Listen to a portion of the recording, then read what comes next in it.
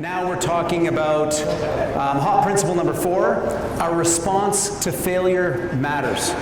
When somebody brings an incident to us, our response is critical. Even how we control our nonverbal response to it, everything. We have to be open and supportive. We can't be focused on crime and punishment. We have to be focused on learning. Learning first and then acting. Right? That's where we need to be with that. It's very, very important. And I like this quote, do not let post-event hindsight bias our judgment of the pre-event context. This reminds me, anybody here watch football? I mean, like American football, CFL, NFL? Yeah? Okay. Yeah, you'll notice like on the Monday morning after the Sunday of football or whatever it is, you'll have this ex-player who will, have this screen and he's got X's and O's and little lines drawn all over the place. And he'd be like, what the quarterback did here was he was scrambling from the pocket and he threw the ball across his body into the middle of the field, which is a no-no.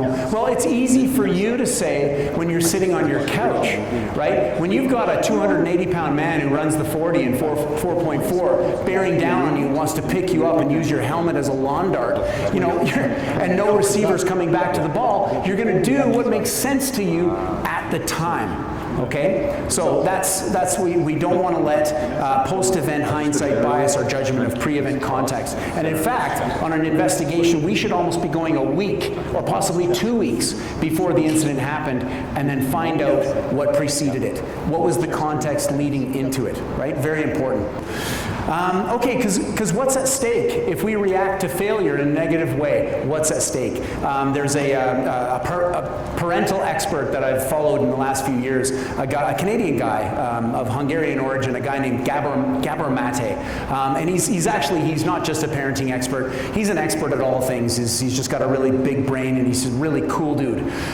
So check out his podcasts whenever he's on it, listen to him, he's very cool. But what he says about parenting, he says, the more authoritarian we become, the more pressure we put on, the more they resist. How many people have kids? Yeah. Is this true?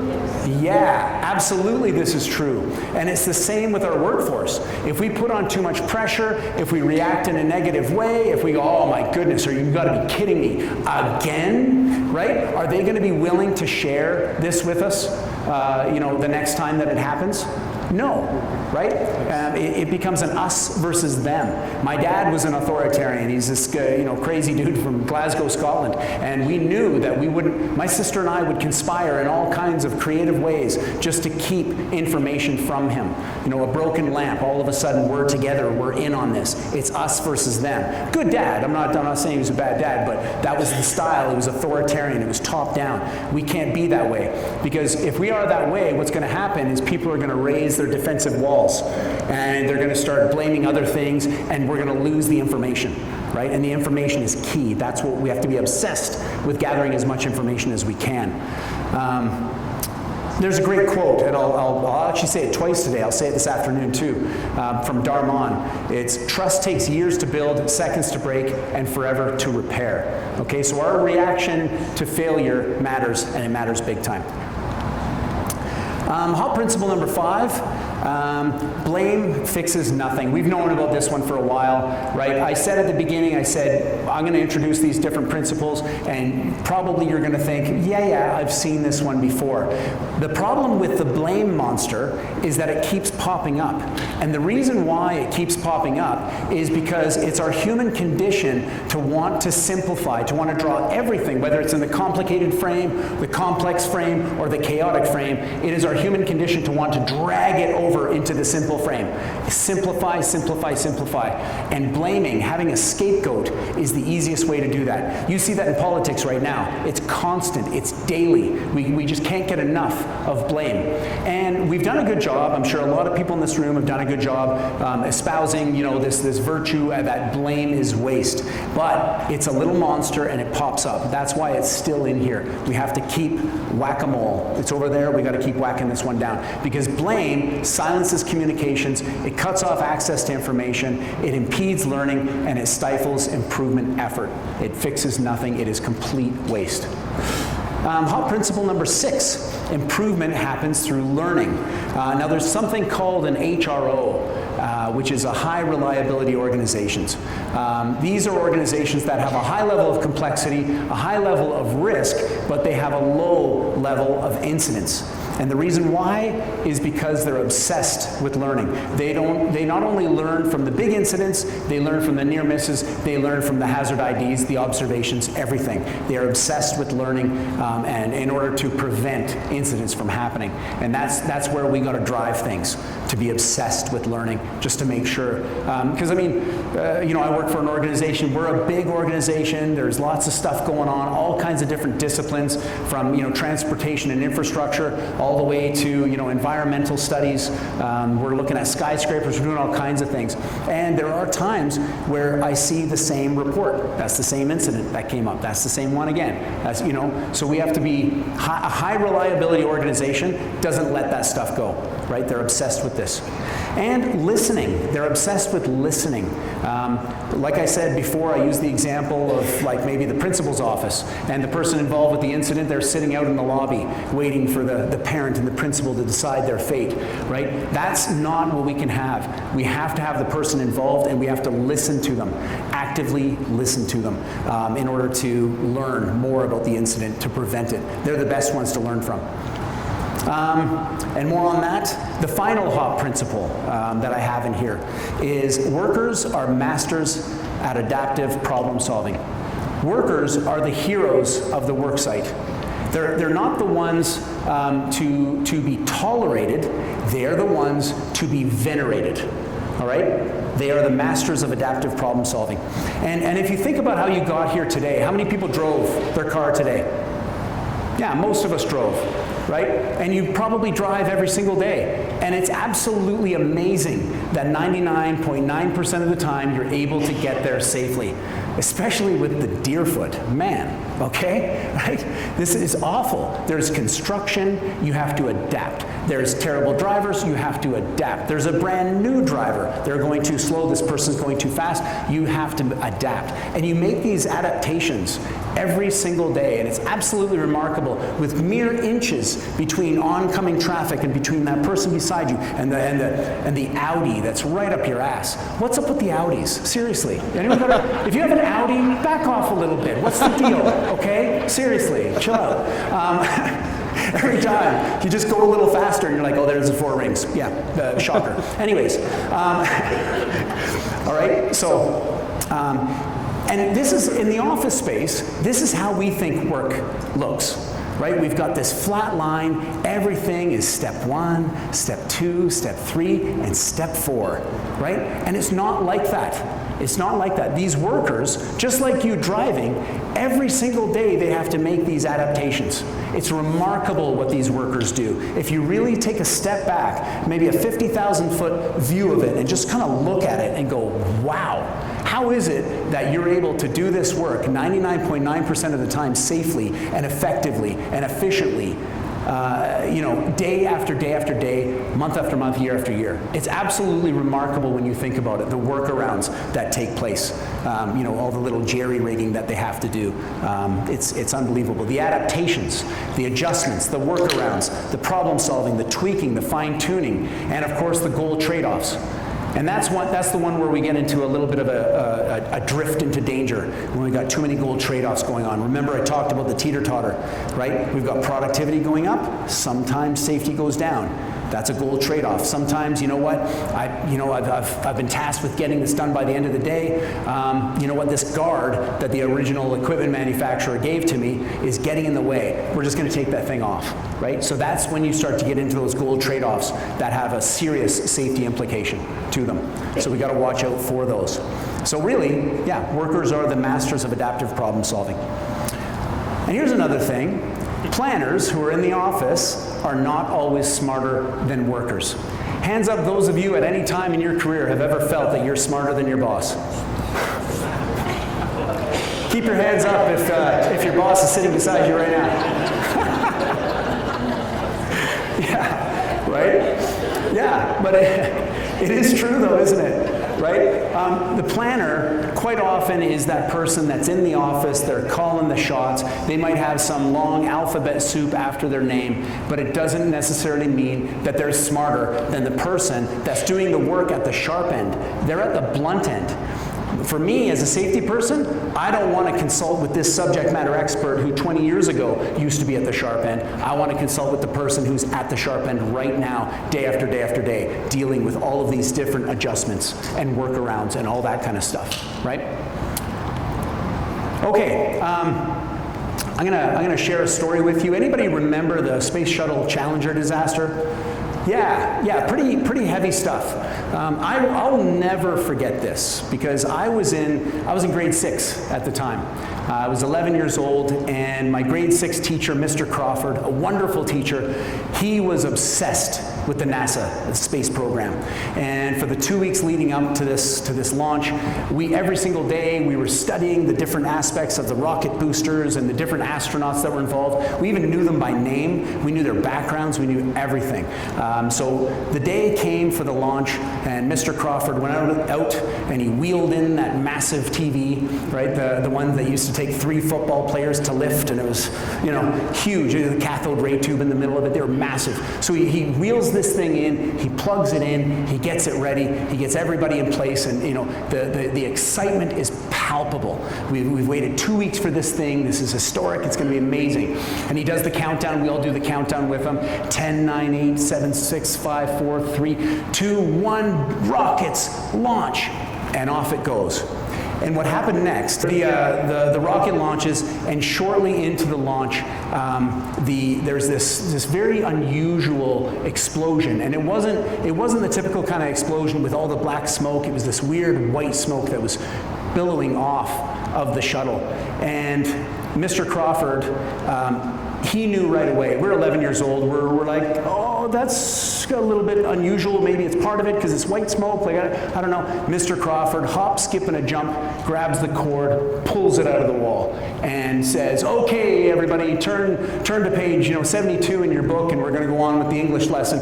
I'm sure the launch went really well. We'll check in with it later." Well, of course, the launch didn't go well, and it became an international disaster. That was an explosion that we witnessed that day, and we lost 7 astronauts.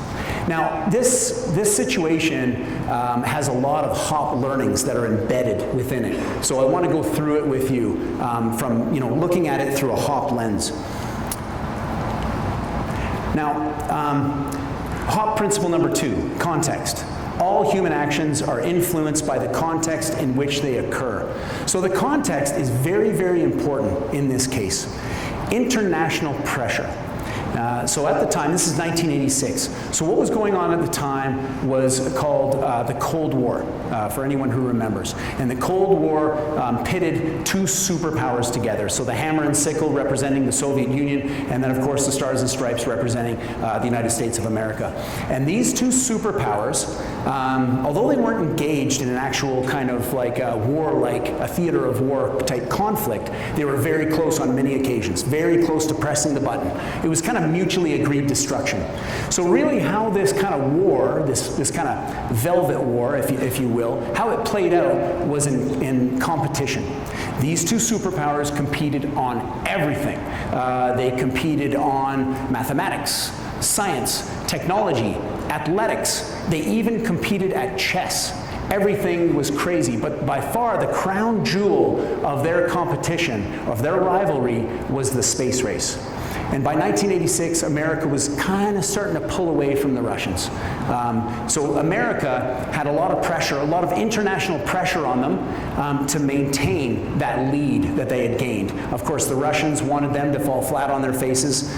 They were well aware of that. And all the other countries in the world were watching America. This was international news from the BBC to Saudi Arabia to China to wherever. Everybody's watching this. So the international pressure was immense. But even more than the international pressure, possibly, it could be argued, was the domestic pressure. Now, this program had become a cash cow. So for every individual that was working on this shuttle program, they were making fantastic wages. All the contractors were making millions and millions of dollars every single year. Now, by 1986, America had become used to going to space. I mean, it was years and years and years since Neil Armstrong and Buzz Aldrin had made their trip to the moon. So Americans were very, very used to this at this time, and these shuttle launches had all of a sudden become third-page news, not front-page news. So the people in the program were like, man, we're at risk of having this program shut down. We got to do something cool. We got to capture the attention of the people. So one of the astronauts, they decided to make a civilian. They'd never done that before. And they had a competition, a nationwide competition, and they eventually decided on a grade 7 teacher. This lovely woman, she was a wonderful wife, a wonderful mother, an amazing teacher. Her class loved her, and America fell in love with her. And all of a sudden, they're back viewing this program. So all eyes in America, no longer third-page news, this is front-page news. So all eyes in America, even a little Girl Guide group had raised $4,000 to make their way there. Ronald Reagan is there, George Bush is there, they're all there. The domestic pressure was immense. Now, making the domestic pressure, doubling it, in fact, possibly tripling it, was the fact that they had delayed the launch already 2 times. The first time due to weather, and the second time due to the door of the shuttle not being able to close. Can you imagine all that engineering, all that technology, and they can't get the door to close, right? This thing was born under a bad sign. And then what happened, a couple of weeks before they were about to launch, the VPs of Morton Thiokol, that was the head of the rocket booster program, they came to Lawrence Malloy, who was the manager of the NASA program. They came to him in a meeting and they said, we've discovered a problem with the O-rings, with the backup O-ring. It's failing occasionally in our simulated launches, and especially, it especially doesn't do well in colder temperatures.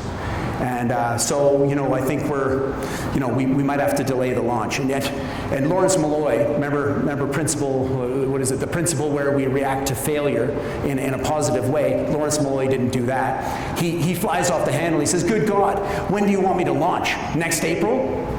And the Morton Thiokol executives, they kind of recoil in horror, and they say, April would be ambitious. This is going to take us about 2 years. He said, no, that's not happening, not happening. The primary O-ring's working just fine. We're going ahead with the launch. We've never had a problem before. We're not going to have a problem now. Our technology is at the best it's ever been in the space program at this point in time. We're launching. No, that's not happening. So this international and domestic pressure led to a condition that's known as normalization of deviance. Now, normalization of deviance is just exactly what it sounds like. It's to have a deviation, and then eventually it becomes the way that you do things. Like, for example, you might be on a drilling rig or something like that, and this machine guarding is in the way, so you pull it off.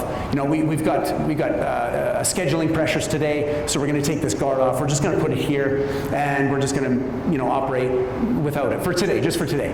And then the next day comes, you don't put it on, and then eventually you're like, listen, is anybody planning on sticking their fingers in the rotating piece of equipment? Right? No? Okay, cool. Put the guard in the C can, all right? And when the safety guy comes on site, we'll bring it back out, right? They've normalized that deviation. So here was the normalization of deviance examples that happened on this, prior to this launch. The first one, Lawrence Malloy ignored the O-ring issues because it would take two years to fix. So that was deviation number 1. Deviation number 2, ignoring the rule. They had a rule. It was a written rule that said they will not launch if any component fails in testing. So they ignored that one as well. Now here's the big one. Remember, the executives from Morton Thiokol said that these O-rings do not perform well in colder temperatures. So keep in mind, this launch takes place at Cape Canaveral, which is probably about an hour away from Orlando. Anybody been to Orlando? Right? You're probably taking your family there, go to the Magic Kingdom, you go to Universal Studios. It's pretty dependably warm weather, isn't it? Any month of the year, if you want a ticket to go to Orlando, you'd feel pretty confident that you can bring shorts and a t-shirt, right? But like I said, this project was born under a bad sign. They agreed, Morton Thiokol executives and Lawrence Molloy agreed that the launch criteria, because of the O-rings and how they perform badly in cold weather, they would not launch under 53 degrees Fahrenheit, which is 11.6 degrees Celsius. The day of the launch was a record low. It was 36 degrees Fahrenheit, 2.2 degrees Celsius. And Lawrence Molloy, remember all the international pressure and all the domestic pressure. I mean, you think about it, this guy was like Alice, right? The amount of pressure that this guy was bearing, right? Everybody's watching, and he says, we've never had a problem before, we won't have a problem this time, we're launching. And he made that fateful decision to launch. Now, this is my own kind of thing. Diane Vaughan, who I forgot to quote her, Diane Vaughan, who came up with normalization of deviance, she didn't really cover this topic, but this is my own kind of personal experience of growing up in the 80s, and I feel like it contributed to this incident. 1980s, we all recognize this guy, Arnold Schwarzenegger. Male bravado, or toxic masculinity, whatever you want to call it, was at an all-time high. You'd go to Cineplex Odeon to watch a movie with your friends, and there was maybe 6 or 7 movies. There was, forgive me, can I call it a chick flick without anyone getting upset? Is that okay? Is that okay? Is that okay? All right. There may be a chick flick like Terms of Endearment. Shirley MacLaine is at it again, right? Maybe you've got like When Harry Met Sally, you've got a little comedy over here, maybe a couple Billy Crystal ones over here, and then you've got about 4 or 5 with dudes like this blowing away other human beings. Right? It was you'd have Dirty Harry, like blowing people's head off from an inch away with a gun that's just way too big. You'd have Arnold Schwarzenegger, you'd have Steven Seagal a little bit later, but you'd have Jean-Claude Van Damme. It was just non-stop male bravado that was going on. I was even touched by it. I was 8 years old, and my dad, who's this tough guy from Glasgow, he was sick and tired of having a soft little Canadian son. He put me in boxing when I was 8, and I hated it. He punched me. Why are they punching me? Punch them back. You punch them. And I was like, oh, I don't want to. So it wasn't tolerated. Softness wasn't tolerated. And the top of this masculinity pyramid was these NASA astronauts. They were the best of the best. They were handpicked from like places like West Point. It was like, no, not them. And West Point's already hard enough to get in. It's the best of the best of the best, that one. And these guys, they knew it. They knew how cool they were. Everybody else was drinking their Kool-Aid as well. I mean, even when you see them on 60 Minutes back in the day, the regular speed for all other things that are being filmed, except for these guys walking down the tarmac with their helmets and their one-piece suits that the collar couldn't fold down. They were popped because that's how cool they are. And they're just walking down and I used to think, like, do these guys actually walk in slow motion, or is that a camera? Like, what's the deal? That's how cool these dudes were. And that matters, I feel, in this situation, because Lawrence Molloy was like, we've never had a problem in the past. Right? This is what we do. The kind of guy who would say something like, if you want to make an omelet, you got to crack a few eggs. That kind of mentality, if you can feel me on that one. It was 80s bravado, and they felt there was hubris in the program, right? They had never had a fault in the launch. Were they lucky? Yes, they were lucky. They were lucky on many occasions. There's movies. Tom Hanks is in one of them. There's all kinds of movies that have depicted the near misses that they had, but they felt that there was no problem. So I feel 80s bravado was a part of this. Now, there's actually a Netflix documentary on this. It's really good. Check it out. This is Lawrence Molloy about 3 or 4 years ago, whenever the documentary came out. Now, doesn't Lawrence Molloy look like the villain? Does he? He looks like the kind of guy who would tell you to get off his lawn, doesn't he? Right? He's got that flow going big time. Now, the documentarian, they asked Lawrence Molloy what at the time I thought was kind of a stupid question. They said, Mr. Molloy, if you could go back in time, would you still have made the decision to launch? Well, I mean, what sociopath would say yes? I mean, they lost 7 astronauts. It doesn't make any sense. But Lawrence Molloy, he said, yes, I would. I would make that decision all over again. That was my job. We had delayed the launch twice already. It was my job to launch. I would make that call again. And my wife sitting beside me was like, what an asshole. And what he had said, I didn't respond because it shocked me so much.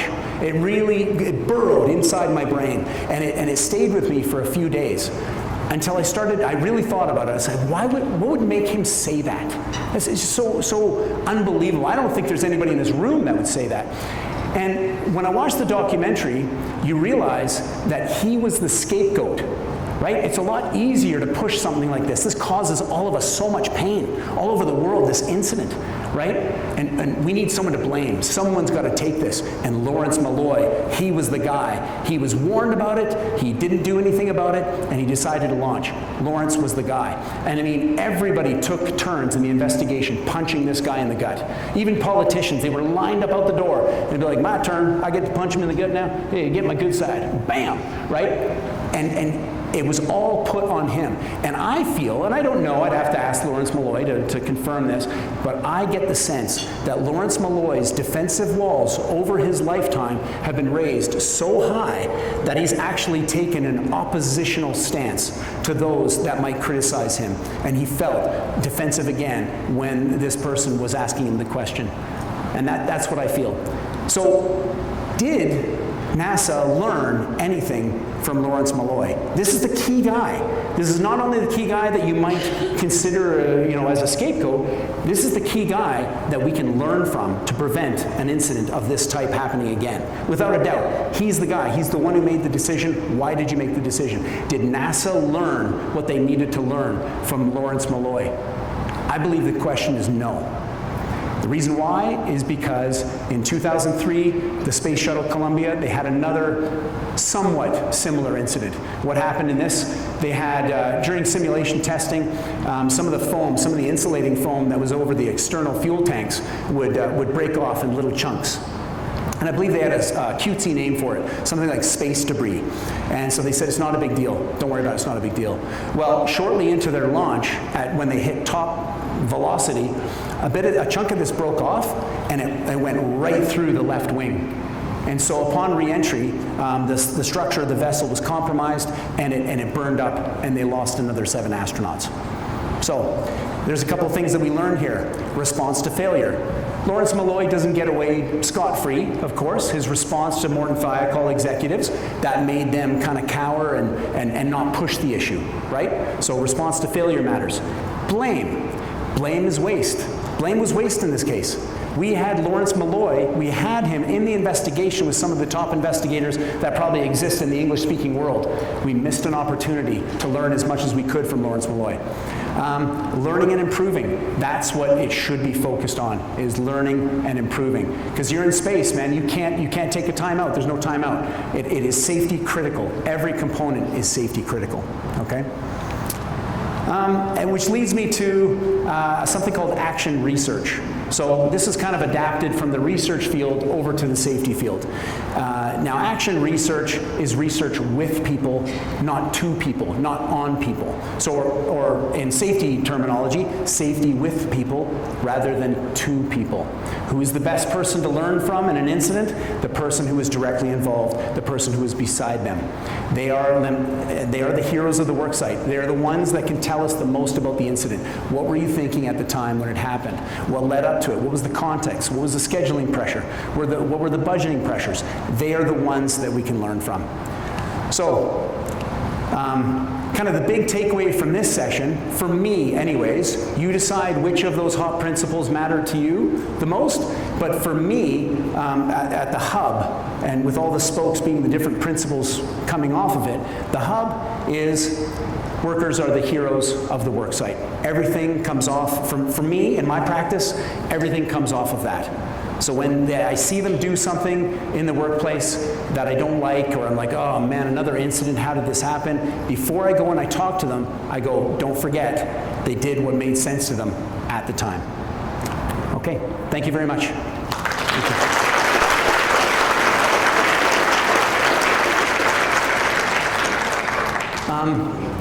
Okay, so questions, challenges, thoughts, opinions on HOP? What do we think? What do we think of HOP? Anyone got anything to share? I can grab this cube again. Anyone have any thoughts on this? Do we like it? Is it something that we think we can adopt? Anybody? Okay, here you go. You ready? No, she's like, no. There you go. Sometimes I really forget. Right, everybody's thinking, maybe not safety. Like, I had an example with a young kid who saw something get tangled. He reached in to untangle it, and it caught his finger. And so he was thinking he was trying to help us out. So we're just human, and people make mistakes, and sometimes we forget that. Yep, absolutely. Right on. Yeah, we do things. I mean, what happens after, in an investigation, after an incident, we're talking to people, and what do they often say? That has never happened before. I don't know why I did that. Right? I've done this a million times, and it's never happened before. Any other thoughts on HOP? Okay, I'll come and see you. Do you want me to throw it? Do you want to stand up and go back a little bit? Because you got some glassware. You got some glassware there. Yeah, he's a smart man. You don't trust me? I don't trust anybody. There we go. Oh! It's definitely a supporter of HOP. I believe in the prison you can use it in so many other things outside safety. But one of the things I still try to balance, with the principle of humans make error, make mistake, and blame fixes nothing. How do we take into account accountability? If we just go with that mindset, people make mistakes. So does it mean you're off the hook? When things happen, it's okay. You're human, and so how do we balance? That just culture, all of that. Yeah, that's a great question, everyone. Great question. So if just to reiterate or paraphrase, how do we have accountability still present in the system, or are people just off the hook? Well, how I deal with it, and maybe somebody else has a different response. How I deal with it is I approach with the kind of the HOP mindset. That's the lens that I approach it with. I'm thinking, I'm making assumptions. I'm assuming that you did what made sense to you at the time. Now, there are certain cases in work sites where people willfully and they woefully ignore the rules that we have taught to them over and over and over again. And I hate to say it, but sometimes those people, their values towards safety are not aligned with your company values towards safety, and maybe they need to find a different company that aligns better with their crappy values. Fire them. No, we always try. They're humans, like you said. They're human beings, right? We always want to give people a second chance and even a third chance. But if they aren't making those improvements, and it's not necessarily a skill-based thing, it's an attitude thing, then for me, I always make the suggestion that, maybe these people need to find somewhere else to work. Because you might have a program. I work for a company that has 60,000 people, and there's one person in one tiny little office north of Winnipeg that can bring down the whole system, right? That can affect our TRIF and lose us work. So that's what I think. Yeah. Oh, please. I just wanted to make an observation and a comment. Number one, you and I have something in common. Well, batch trash. I worked on the rigs in the early 70s till 80. And then I eventually became petroleum technologist, and I approved all the drilling in the province of BC at one time. So that is common ground for me, and I worked with the guys from Texas that had a policy or mindset that men are made of steel, and I remember the days when the rigs were made of wood. So I really understand that. But one of the things that I have learned in my career, and that I transitioned from oil and gas operations into safety because of an incident that happened in Yemen when somebody got killed, is number one, the foundation of anyone's safety operations is the people. Not the top down, but the bottom up. There has to be a medium between those, and those of us in here who do safety consulting and support, we are that medium. And we need to recognize that practical application So many people focus on the academic. What is academically correct? As you said, it's situational. What I am experiencing in this moment is not academic. It's practical, and I'm doing what I can to make it work. So, as I go back to what I originally said, people, men, women, who have their hands on the tools, who are experiencing what is happening, that is called situational safety, where we focus on what we're doing right now. I have a motto for my company, and that is, safety does not happen by accident. It happens on purpose. Right. Excellent. Nice one. Yeah, let's hear it for him. Yeah. Absolutely. It should be bottom up. Unfortunately, the top, if they're not supporting us, then it can You need that bridge. the middleman. Yeah, absolutely. So that's safety being omnidirectional leadership, right? We're serving all aspects of it, not just looking up. I've had HR departments that are, and safety departments too, that are only managing up, making sure that the person who signs their paychecks are taken care of, not necessarily taking care of the people doing the work at the sharp end. Yeah, great point. Here you go. Ready? There you go. You got it. Okay. All right. So, thoughts, when we think about PME, I'm sure we're all familiar with people, environment, and all that for both hazard identification and investigation purposes. A couple years ago, this is actually not going to be the first time I'm going to hear human performance and integrating design and all that.